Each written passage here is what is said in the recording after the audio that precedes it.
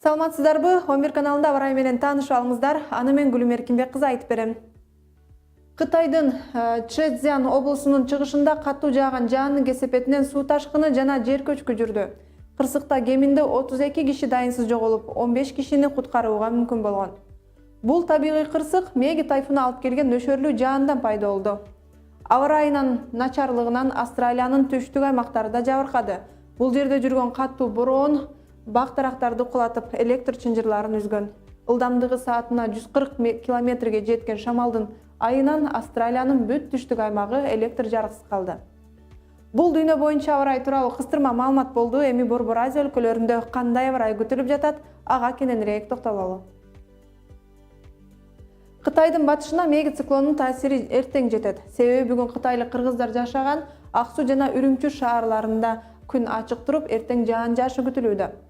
Казакстанда да алдыда жаандуу күндөр күтүлөт. Циклон өлкөнүн чыгыш аймактарын каптап турат. Астана шаарында эртең нөшөрлөп жаан жааса, Алматы шаарында жаан чалган менен коштолот.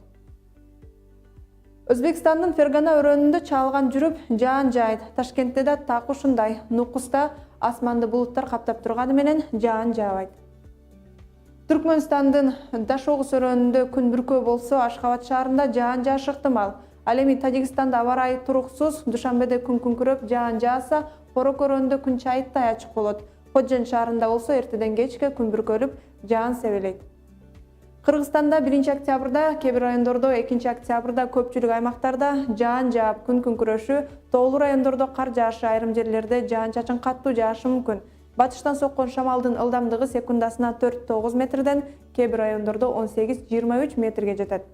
Абанын температурасы төмөндөйт. Белгилей кетсек, Кыргыз гидромет кызматы өлкөдө 3-октябрга чейин аба ырайы начар болушун эскертет. Ошондуктан сак болуңуздар. Кайрадан көрүшкөнчө.